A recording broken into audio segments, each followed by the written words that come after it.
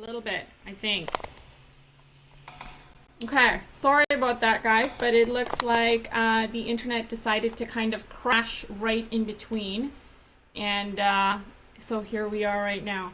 But you can see my, you can see me now, and you can also see the painting that we've done. So what I was saying right before we got cut off is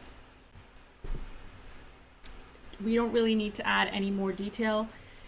The only other thing I would do is adding some dark centers to these flowers so we get a nice contrast. So that's where the sepia comes in. So continuing on where we left off, I'm just going to add the sepia and then we're kind of done. There were questions that I missed from someone. Please feel free to add them in here. And as soon as I'm done this, I'll address them. So using my number 4, I'm just kind of dotting my way around this area here, but I'm also kind of making sure that I have white space still there in between. And where's my sepia? There we go. I'll just add a couple over here as well in between, so it looks like it's just gives it a little bit of added something on there. And then we're also going to add some to some of these little flowers here on a tinier scale. So just like adding a couple of dots maybe, just to kind of make it pop a little bit. Just like that. I'm just going to add some over here and then down there. And I think those were the only florals that we had. Leave it at that. Perfect. So that's it. So we'll just leave it at that. And obviously I'm going to look at this a little bit later and do some enhancements and then add it on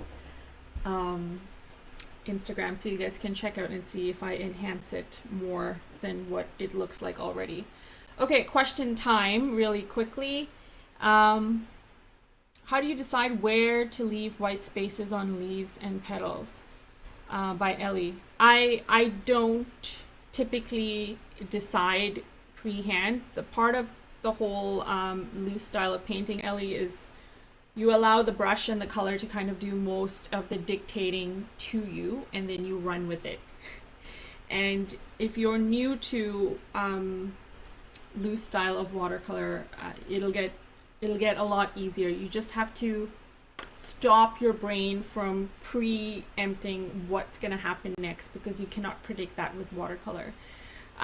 In terms of placement for leaves, like where I choose to place them and stuff, that I can address and say, like I was mentioning while I was painting, that a lot of it has to do with the kind of shape I want to give it. So if I want it to be a little more like diagonal, then obviously I'd be extending leaves down in this direction to kind of match the gladiolus that's at the top. If I want it to be more circular, then obviously everything needs to be uniform, things like that. So yeah, that's it. All right, well, let me know in the comments what you guys thought. Sorry about the disconnect, but out of my hands, can't help it. Hope you guys had a good session.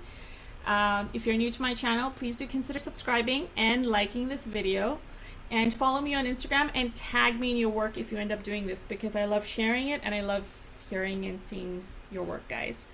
So thanks for joining in, and happy Sunday. And that's it. Bye, guys.